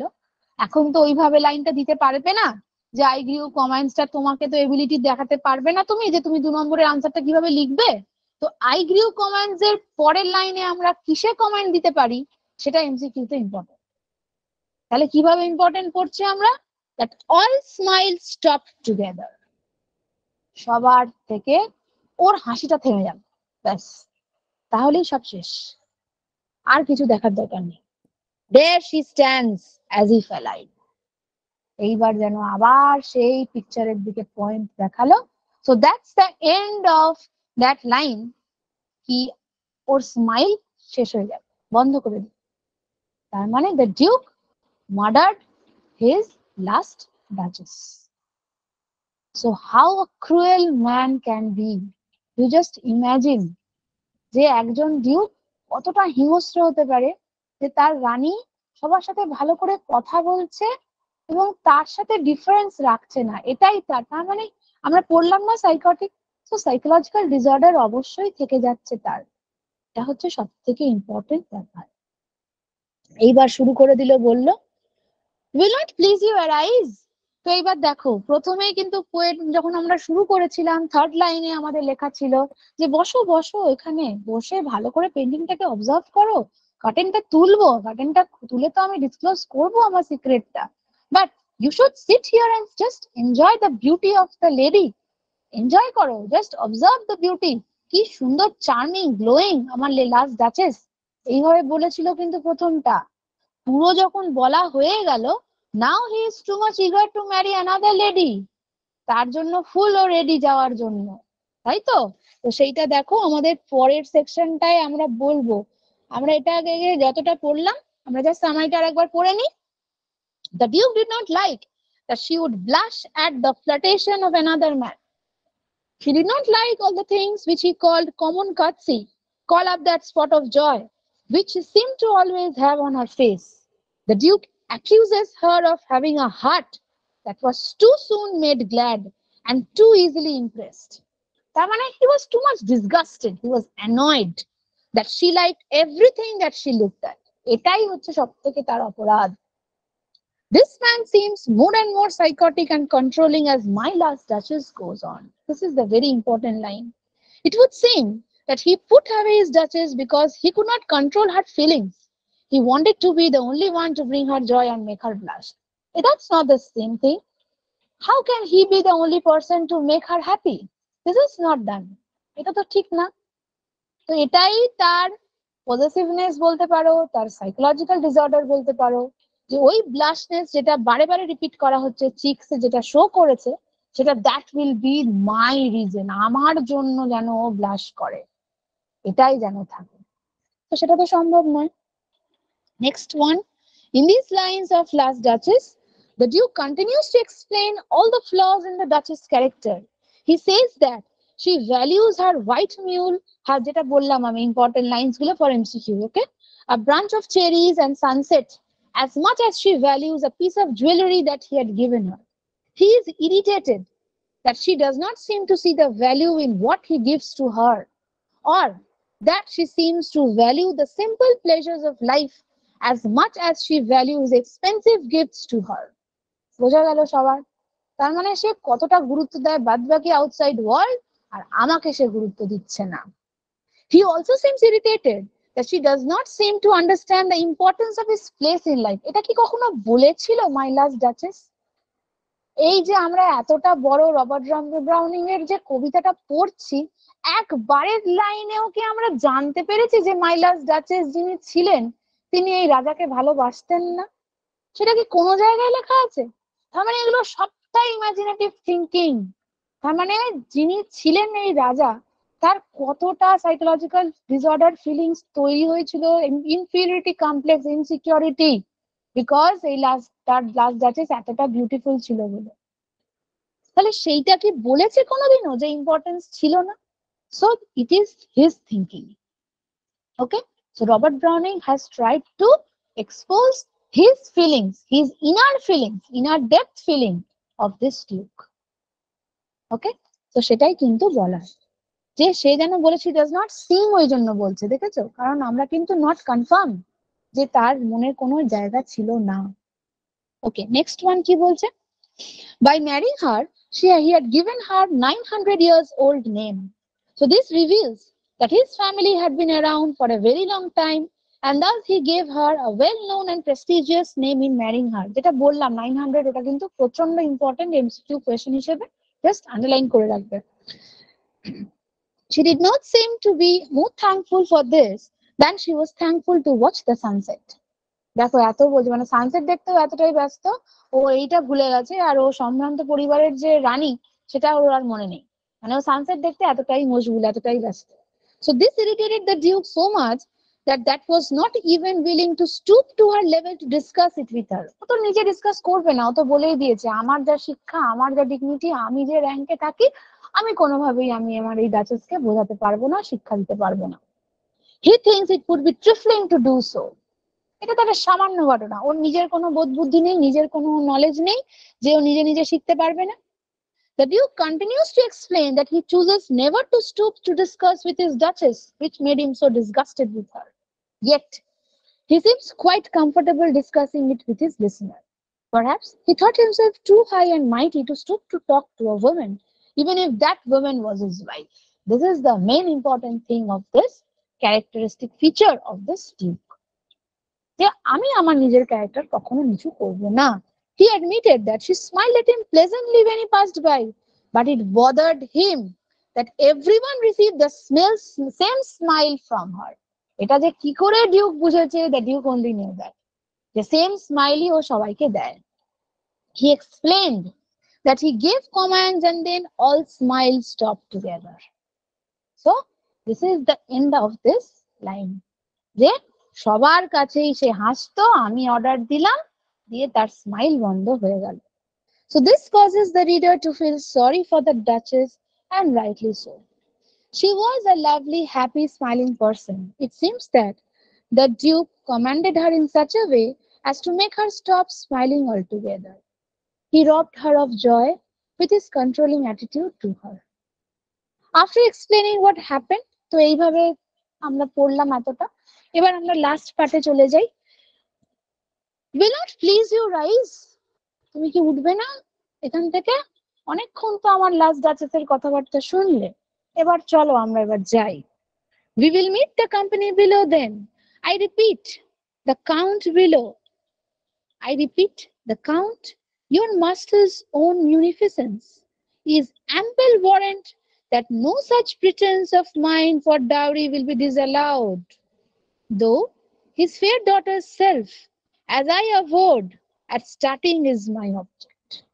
So, বলেই দিল যে আমি এখন নিচে যাব, নিচে গিয়ে আমি কথাবার্তা বলবো, আমি ডাউরিটা বেশ ভালো করেই নেব যাতে কোনো অসুবিধে না হয়। আর একটা জিনিস যেটা, সেটা হচ্ছে যে এই যে তার যে মনের কোনো ভাব ইঙ্গিত কিছু নেই, যে লাস্ট ডাচেস তার যে চলে গেছে তার কোনো মনে রিপারকেশনও নেই, মানে now he is too much happy with his present life. So একটা ফেয়ার ডটার আছে এবং তাকে আমি ডাউরি নিয়ে আমি বিয়েটা করবো এবার, তো এইবার সেটার জন্য I am full too much ready to go with you. চলো আমরা নিচে এবার এগোই। তো চলো আমরা সামারিটা একটু জাস্ট দেখে নিই। After explaining what happened when he commanded her, the Duke turns attention back to the painting on the wall and says, "There she stands as if alive." This suggests that the real Duchess is no longer. The Duke seems happier with the painting of her because he can control who gets to look at the joy in her face. The Duke then invites his listener to return downstairs with him. Now, actually, in this, we will know about the real identity of the Duke's listener. লিসেনারটা কে? সে হচ্ছে the servant of a count in the land. Okay, তো সে যেন শুনছে সব কথা, এবার নিচে গিয়ে যেন সে কথাবার্তাগুলো বলবে যার সাথে, তো সে হচ্ছে কাউন্টস ডটার, এবং কথাবার্তা বলার জন্য যেন পরিষ্কার হয়ে রেডি। মানে একে আর কি আগাম একটা খুব ভালো করে একটা ইঙ্গিত দিয়ে দিল যে আমার লাস্ট ডাচেস কি জন্য মারা গেছে, মানে আমি কিচ্ছু করিনি, আমি খুব সাদা সিধা মানুষ, আমার লাইফটা এরকম জাস্ট ফ্রাস্ট্রেটেড হয়ে গেছে, আমার এরকম ডাচেস ছিল। মানে কতটা he is too much sad, আর কতটা সে হেল্পলেস, বিকজ সে জানে যে তার ডাচেস কতটা তাকে ইগনোর করেছে, যার জন্য আর সে পৃথিবীতে নেই। এইবার যেন সেই পরিচয়টা দিয়ে দেবে। এবং একটা জিনিস খুব ইম্পর্টেন্ট, যেটা হচ্ছে ফেয়ার ডটারের থেকে সে আবার কিন্তু ডাউরি নিতে ready. So this is very important question for your MCQ also. Okay, so ডাউরিটা নিয়েছে যেটা, we will go together down, আমরা একসাথে যাব। স্যার এবার বলবে দেখো, নোটিস, দেখো, নেপচুন, এখানটা না আমাকে ক্লজ অফ ইন্সবার্গ থেকে আমাকে গিফট করেছে, যে নেপচুন হচ্ছে কে? সে হচ্ছে সি গড, তাই তো? গ্রিক মাইথোলজি অনুযায়ী sea god. Now how he is doing? He is just taming a sea horse. এটা হচ্ছে the most important symbol in this poem of my last duchess. How this Neptune is trying to tame the seahorse. This is the main important line. So সেটা হচ্ছে আমাদের সব থেকে দেখার বিষয়, যে একটা পেট্রিয়ার্কাল সোসাইটিতে একটা ডমিনেটিং হাজবেন্ড, একটা কন্ট্রোলিং হাজবেন্ড, সে তার ওয়াইফকে কতটা ডমিনেট করে রাখতে পারে, সেটা এই ব্রোঞ্জ স্ট্যাচু দিয়ে এক্সপ্লেন। দেখো কি সুন্দর, how this Neptune, though taming a seahorse, thought a rarity, which clods of Innsbruck cast in bronze for me, and that is made especially for me. How so much beautiful this Neptune is looking, and this Neptune is trying to tame the seahorse. তার মানে ওনার বক্তব্য হচ্ছে, আমার যে duchess হবে সে আমার কথাতে উঠবে, আমার কথাতে বসবে। Okay, so this is the main criteria of the Duke, যে আমি একটা জিনিসই চাইবো, যে আমার যে ডাচেস হবে সে কিন্তু আমার কথাতেই উঠবে বসবে। এবার একটা জিনিস যেটা সবসময় ইম্পর্টেন্ট আসে, যেটা হচ্ছে যে ধরো এই যেমন লেখা রয়েছে না ব্রোঞ্জ স্ট্যাচু, এখন আমরা এই মুহূর্তে এমসিকিউ প্যাটার্ন যেহেতু পড়ছি, তো আমরা কিন্তু কিভাবে পড়বো? ধরো বললো the statue of Neptune was casting, option gold, iron, lead, bronze. So the correct option is bronze. এইভাবে পড়তে হবে। সাপোজ আর একটা জিনিস যদি বলি আমরা, ধরো this statue of Neptune, last লাইনটাই আমরা ধরে বলি, statue of Neptune was created by, তার অনেকগুলো অপশন দিয়ে দিল, তার মধ্যে ক্লড অফ ইন্সবার্গ দিয়ে দিল। So the correct option is Claus of Innsbruck. So এখন এই মুহূর্তে একটা পোয়েমকে আমি যখন পড়বো, তখন এই মানে যে কোনো পোয়েম, মাই লাস্ট ডাচেস বলছি না আমি, যে কোনো পোয়েম যখন পড়ছি, তার মানে আমরা লাইন বাই লাইনে কি কি লাইনে ইম্পর্টেন্ট থাকতে পারে সেগুলো কিন্তু আমাদের খুব খুব ভালো করে জট ডাউন করতে হচ্ছে। ঠিক আছে, কারণ এখন কিন্তু আমাদের কোনো এবিলিটি দেখবে না আমরা কিভাবে লিখতে পারি। তাই এমসিকিউ প্যাটার্নে আমি যেমন হঠাৎ করে বললাম, ধরো একটা কোনো লাইন বলবো, ঠিক আছে, লাইনটা বলার পর যেমন বললাম দেয়ার শি গ্রিউ কমেন্টস, বলার পরে কি লাইন আছে, কি কি কমেন্টস দিয়েছিল, হোয়াট কমেন্ট, হয়তো অনেকগুলো অপশন দিয়ে দিল। তার মানে কি, তোমার যদি পোয়েমটা ভালো করে পড়া থাকে, তুমি অপশনটা দেখেও আইডেন্টিফাই করে ফেলতে পারবে that all smiles stop together. Okay, so এইভাবে কিন্তু এন্ড করতে হবে পোয়েমটাকে। আচ্ছা, আমরা স্ট্যাচু অফ নেপচুনটা একটু পড়ে নিই, because this is very important symbolism also. Stemming a seahorse, Neptune, of course, is the god of the sea. This symbolizes the duke, and the seahorse symbolizes any duchess he would acquire. The duke himself views as a god, and he wishes to tame his wife, to do whatever he wishes her to do so, and even to feel whatever he wishes her to feel. The man is clearly demented and controlling, and the speaker in My Love Duchess reveals Browning's ideas of his fellow man. কারণ এটাই সব থেকে বড় কথা, কারণ এই নেপচুনের হয়তো এরকম ধরো কোয়েশ্চেন দিতে পারে যে এমন কোন ব্রোঞ্জের এমন কোন স্ট্যাচু দেখে last but not the least end যখন হচ্ছে, তখন ডিউকের নিজের যে হিপোক্রিটিক্যাল পাওয়ারটা, মানে নিজের যে অটোক্রেটিক পাওয়ারটা, সেটা কিভাবে এক্সপোজ হয়েছে by the stone statue of Neptune, বা যেটা হাউ হি ইজ কন্ট্রোলিং বা how is taming the sea horse. সেটা যেভাবে অপশন থাকবে সেটা সেইভাবে আমরা আনসারটা লিখবো। Okay, so that's the end. আজকে আমাদের পোয়েমটা এই অবধি ছিল।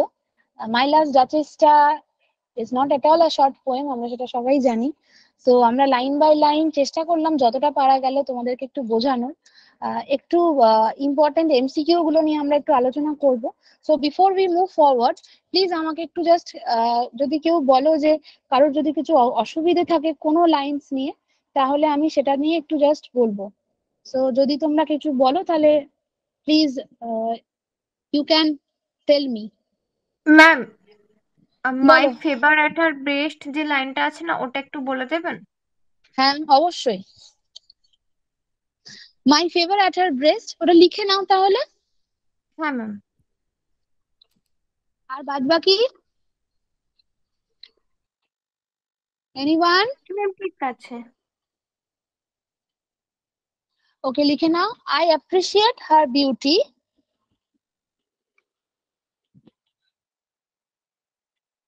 I appreciate her beauty. এখানে ফেভার মানে appreciation. Okay,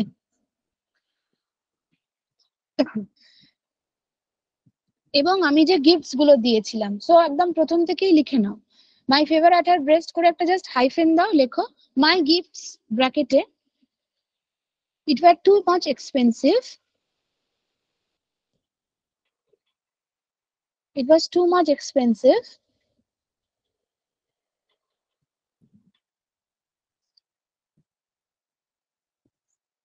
The Duke feels superior to everybody.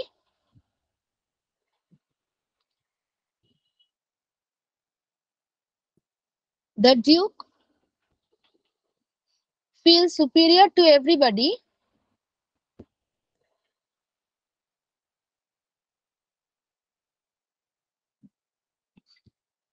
The Duke feels superior to everybody in everything. আমি আবার রিপিট করছি। The Duke feels superior to everybody in everything, and so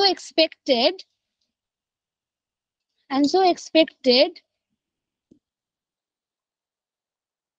his wife. Actually কি, Duke সবসময় চাইতো যে সবসময় appreciation গুলো ওর জন্য আলাদাভাবে হোক। ঠিক আছে, যার জন্য বলছে my favour at her breast, মানে সবসময় যেন কাছে থাকে, ঠিক আছে, বজমে থাকে, এটাই বক্তব্য। and so expected his wife to show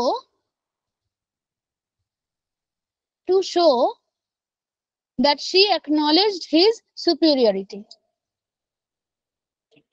To show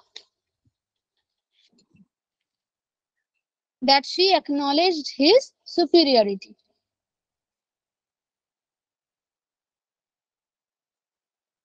লেখা হয়েছে? হ্যাঁ ম্যাম হয়েছে। ওকে, তার মানে my favour at her breast বলতে যে আমার অ্যাপ্রিসিয়েশন, মানে আমার গিফটস গুলো যেন ও যেন সবসময় আলাদাভাবে যেন স্পেশালিটি রেখে, সুপিরিয়রিটি রেখে যেন অ্যাপ্রিসিয়েশনটা করে, বাট সেটা করতো না ও, কারণ ওরটা সবটাই আমি আলাদাভাবে আমি কিছু ওর লাইফে আমার পাইনি। এটাই ডিউকের সব থেকে বড় কষ্ট। ঠিক আছে, তো চলো আমরা একটু জাস্ট এমসিকিউ গুলো একটু ডিসকাস করে নিই। আমরা জাস্ট একটা একটা করে অপশনস বলবো, সবাই একসাথে যেন please don't unmute, then again the class will be a chaotic. একটু জাস্ট একজন একজন করে যাদের মনে হবে আনসার করবে, আমি অপশনস বলতে শুরু করছি। ওকে, ফার্স্ট ম্যাম ওয়ান। ম্যাম হ্যাঁ বলো বলো বলো। আয়াম্বিক পেন্টামিটার আর 5 সেকশন, আর আরেকটা কি বললেন? আয়াম্বিক পেন্টামিটার 5 সেকশন, আর একটা হচ্ছে রাইমিং কাপলেটস। আচ্ছা ওটা ওইভাবে লিখে রাখো, 5 sections and made up of rhyming couplets. ওটা পিপিটিতে দেওয়া আছে, পিপিটিতে দেওয়া আছে, মেটেরিয়ালটাই দেওয়া আছে। ওকে। আর আরেকটা জিনিস হচ্ছে একটুখানি ওই আয়াম্বিক পেন্টামিটারের আমাদের যে অ্যাকচুয়ালি কি, এটা রবার্ট ব্রাউনিং এর পোয়েমটাতে তো আয়াম্বিক পেন্টামিটার বলা হচ্ছে, কিন্তু জিনিসটা হচ্ছে স্ক্যানিং যখন হচ্ছে তখন ওই এ এ বি বি হিসেবে আসছে, তো তো সেইটা একটু দেখে নিও পোয়েমটায়।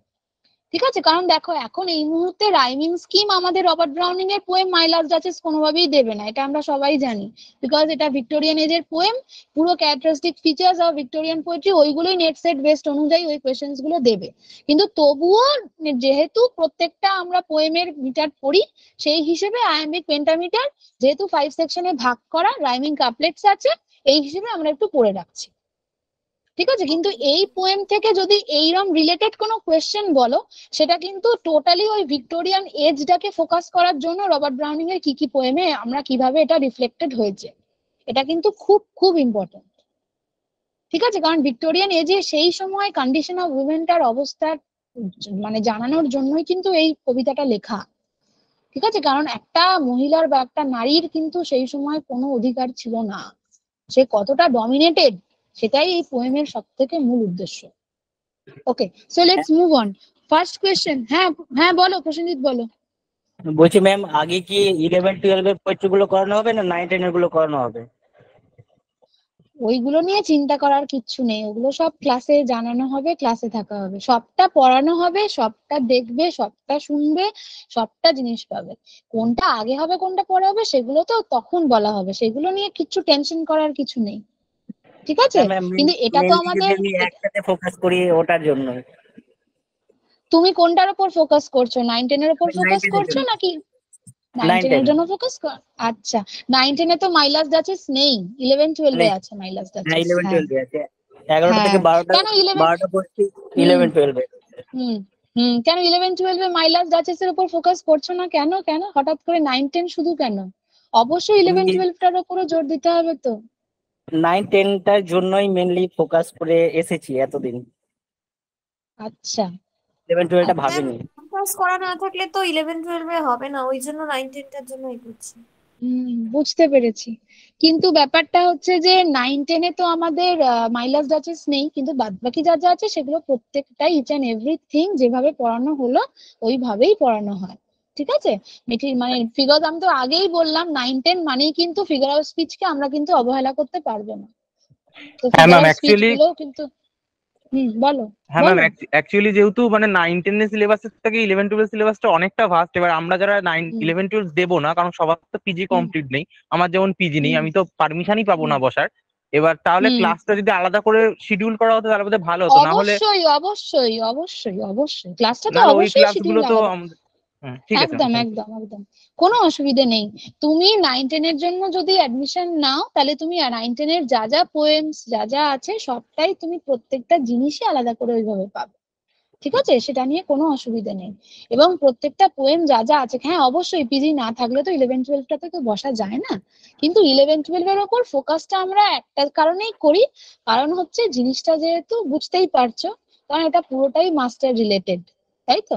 কিন্তু 9-10টার পুরো অবশ্যই জোর দিতে হবে, কারণ দুটোই আমাদের ইকুয়ালি ইম্পর্টেন্ট।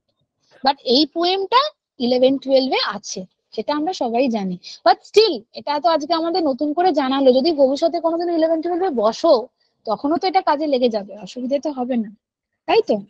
আচ্ছা চলো আমরা তাহলে একটু যতটা আজকে আমরা পড়লাম, আমরা জাস্ট একটু ছোট করে একটু এমসিকিউ আলোচনা করে নিই। মাই gift of a 900 years old name, here the gift refers to option: the title of Alfonso, the title of Duchesswood, the title of Dukedom, the title of knighthood. The title of dukedom. The You were saying title of Duchesswood. the title of bolo. Title of Alfonso. No, The no. Title of Duchesswood. Very, যারা যারা বলেছে তাদের জন্য very good. Title of Duchesswood, তিনি তো রানীর সম্মান পেয়েছেন, তাই তো। সেই জন্যই তো এটা জিজ্ঞেস করলাম তোমাদের আনসারটা জানার জন্য। The title of duchess would, please এটা লিখে রাখো। Next one, will not please you rise, একটা লাইন বলেছে না? Who does the duke address his speech here? ভালো করে শুনবে অপশনস গুলো। The last duchess, the envoy of the count of Tyrol, the envoy of a count who comes for negotiation, the ambassador of France. কোনটা হবে? Option C ma'am. Option C. Option C, very good. The envoy C. of a count who comes for negotiation. Next one, Neptune as the sea god appears in, আমি এটা বলেছি কিন্তু, আর যারা যারা লিখেছো তারা আনসারটা পারবে। Norse mythology, Roman mythology, Greek mythology, Arthurian romances. Greek mythology. Greek mythology. কে একজন নর্স বললো? Yes, the correct option is Greek mythology. Next one, Innsbruck, আমি যেটা বললাম লাস্টে, is in কোথায়? Florence, Paris, Venice, Austria. Innsbruck Austria. is in, yes, very good, very good, Austria. Next question, the figure of speech, ভালো করে শুনবে, okay? The figure of speech implied in the line, then all smiles stop together. তো আমরা এই poem থেকে এই লাইনটা খুব খুব ইম্পর্টেন্ট পেলাম, তাই তো? Then all smiles stop together. What is this figure of speech? Option: epithet, euphemism, periphrases. ভালো করে শোনো, ইউফেমিজম। আবার রিপিট করছি। epithet, euphemism, periphrases, epigram. Which one will be the correct option? Very good. Now can you please explain euphemism টা? এফিমিজম হচ্ছে মানে যখন সিচুয়েশনটা ঠিক মতো নেই তখন মানে সেটাকে ঘুরিয়ে বলা হচ্ছে ঠিক, মানে ঠিক আছে, যখন কোনো কিছু ঠিক নেই তখন সেটা ঠিক আছে এইভাবে বলা হচ্ছে। ঘুরিয়ে এখানে যখন তো বলা হচ্ছে, হ্যাঁ, এখানে তো বলো ডাচেস বলো। মারা গেছে, হুম, তাই মানে ডাইরেক্ট না ওটা বলে যে ডাচেস মারা গেছে, তো ওটা ঘুরিয়ে বলছে যে অল স্মাইল স্টপ টুগেদার, মানে সমস্ত হাসির মানে ও তো প্রত্যেককে দেখে বা যা কিছু জিনিস দেখতো সেগুলো দেখে হাসতো, সবকিছু একসাথে বন্ধ হয়ে গেছে হাসিটা। Very good, very good. সবার ক্লিয়ার হয়েছে তো ইউফেমিজমটা? আশা করি সবাই জানো। ফিগার অফ স্পিচ নিয়ে ডিসকাশন করা হবে, চিন্তার কিছু নেই, কিন্তু এই জিনিসটা খুব ভালো করে পড়তে হবে প্রত্যেকটা। আচ্ছা, অল অফ ইউ প্লিজ একটু মিউট করো, যখন আনসার গুলো আবার জিজ্ঞেস করবো জাস্ট, আর আমরা দুটো তিনটে কোয়েশ্চেন আমরা জাস্ট জিজ্ঞেস করবো আর। Okay, next one, Browning's my last duchess has been taken from, মানে জিনিসটা কি আমরা সেটাও ডিসকাস করেছি already. Dramatic lyrics, dramatic monologue, dramatic romance, yes, dramatic lyrics. না একদম নয়, dramatic monologue, মোনোলগ। yes, very good, dramatic monologue. Next one, dramatic monologue. very good. Next one, what did the duchess fail to value? ভালো করে শুনবে কোয়েশ্চেনটা। What did the duchess fail to value? Option: the love of the duke, the prestige of a woman, the prestige of a queen, the duke's 900-year-old name. The Duke Last 900 years. Very good, Duke 900 very good. years। তার মানে এই কোয়েশ্চেনটা আমি একটা কারণেই করলাম। সবাই একটু প্লিজ একটু মিউট করো, একটা কথা জাস্ট একটু বলবো, এটাই স্ট্র্যাটেজি, এটাই এমসিকিউ এর প্যাটার্নটা বলার জন্য, এটাই ফোকাস করার জন্যই বলছি।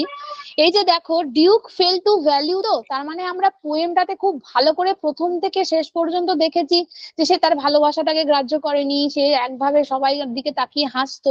তার মানে দেখো, লাভ অফ দ্য ডিউকটাও যারা যারা মানে এমসিকিউ মানেই হচ্ছে তোমাকে কনফিউজ করে দেবে, ঠিক আছে? তোমাকে একদম টোটালি কনফিউজ করে দেবে টোটাল পোয়েমটাকে নিয়ে, যে তুমি কি পড়েছো, কি মনে আছে তোমার।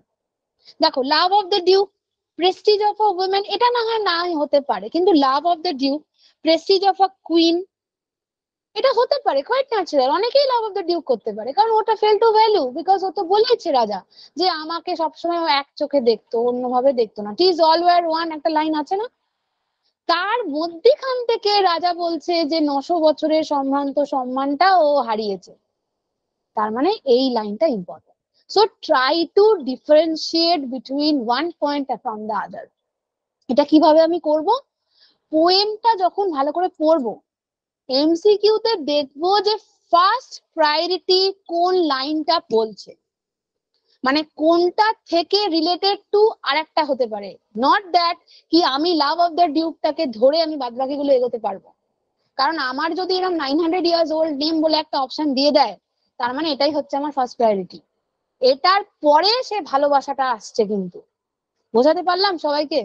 এই স্ট্র্যাটেজিটা সব সময় মাথার মধ্যে রাখবে যখন এমসিকিউ আনসার করবে, যে কোনটা রিলেট করে তারপর আসছে। এমসিকিউ মানেই কিন্তু কনফিউজ করা, আর কিচ্ছু উদ্দেশ্য না, প্রত্যেককে কনফিউজ করে দেওয়ার জন্য কিন্তু এই প্যাটার্ন। তোমার সবকটা অপশনই যেন মনে হবে সঠিক, ঠিক আছে? তো প্রথম গুরুত্ব পাচ্ছে কোন পয়েন্টটা, তারপর রিলেটেড টু কোন আদার্স পয়েন্ট আসছে। বোঝা গেল সবার? এই ডিফারেন্সটা কিন্তু খেয়াল রাখবে। ওকে, নেক্সট ওয়ান, লাস্ট কোয়েশ্চেন। ওকে, লাস্ট কোয়েশ্চেন আমরা যাই, যেটা হচ্ছে who is the duke's object? Who is the duke's object? Option: the daughter of his friend, the daughter of the English king, the daughter of the count, wealth and jewel and power. Daughter of the count. Very good, very good. Wealth, jewel and power কিন্তু কখনো কিন্তু মনে করবে না কারণ ও dowry নিচ্ছে বলে, এটা হবে না। তাহলে অবজেক্টটা কি? ডটার অফ দ্য কাউন্ট, ওটা কিন্তু পোয়েমেই আমাদের লেখা আছে, তার আগে লেখা আছে কিন্তু ডাউরি নিচ্ছে। তাহলে কনফিউজ করার জন্য কিন্তু বলতেই পারে ওয়েল জুয়েলটা কি হবে, টাকা পয়সাটা কি ওর উদ্দেশ্য, সেই জন্যই তো ডাউরিটা নিচ্ছে, টাকাটা তো নিচ্ছে ও যখন নেক্সট বিয়ে করছে আবার। তাহলে সেটা কি প্রায়োরিটি পাচ্ছে? নো, কারণ ওর অবজেক্ট হচ্ছে এখন সেই ফেয়ার ডটারটাকে পাওয়া, তার মানে the daughter of the count. Okay, so like this way we will study and we will continue in our classes. Okay, so that's the end of my today's session. Thank you to all of you. ধন্যবাদ সকলকে, শুভরাত্রি, ভালো থেকো।